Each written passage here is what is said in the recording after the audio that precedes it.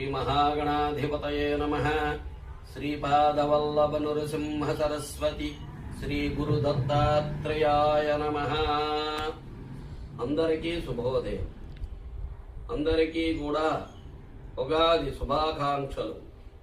శ్రీ పరాభవనామ సంవత్సరం అందరికీ కూడా ఆయువు, ఆరోగ్యం, ఐశ్వర్యం, ధనం, ధాన్యం, మనస, వాచ, కర్మణ సూక్ష్మ రూపంలో ఉన్నటువంటి అంటే చిన్న చిన్న కోరికలన్నీ కూడా తీరాలని కోరుకుంటూ ఆ లక్ష్మీ గణపతి స్వామి వారి, అభయాంజనేయ స్వామి వారి, బాలా త్రిపుర సుందరి సమేత రామేశ్వర స్వామి వారి దేవత అనుగ్రహంతో మీ పిల్లలకు మంచి చదువు, ఆరోగ్యం, ఐశ్వర్యం, దేశం అంతా కూడా సుభిక్షంగా ఉండి మంచి పంటలు అవి పండాలని చెప్పి ప్రమాదాలు ఏమీ కూడా జరగకుండా జనులంతా కూడా సుఖశాంతులతో ఉండాలని చెప్పి ఆ పరమేశ్వరుని కోరుతూ మీ అందరికీ కూడా మరోసారి ఈ ఉగాది శుభాకాంక్షలు తెలియజేస్తూ ఈ ఉగాది రోజున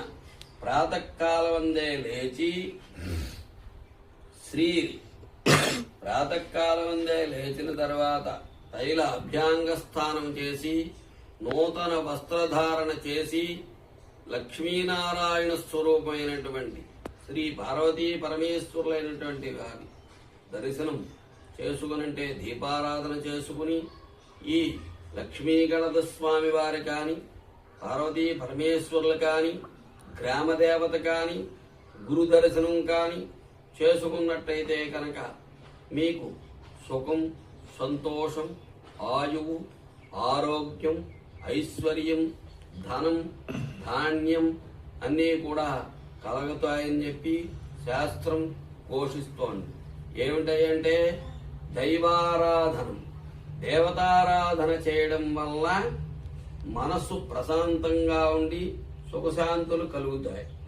అందుచేత ఈ ఆదిత్యాది నవగ్రహాల్ని ఇష్టదైవారాధన, గురు ఆరాధన చేసుకున్న తర్వాత షడ్రుచులతో చేయబడినటువంటి ప్రసాదం స్వీకరించి తరువాత ఈ స్వామివారి అనుగ్రహం చేత పంచాంగ శ్రవణం కానీ లేదా పురాణ కాలక్షేపం కానీ ఈ ఉగాది రోజున చేసినట్టయితే కనుక సకల దోషాలు పోతాయి.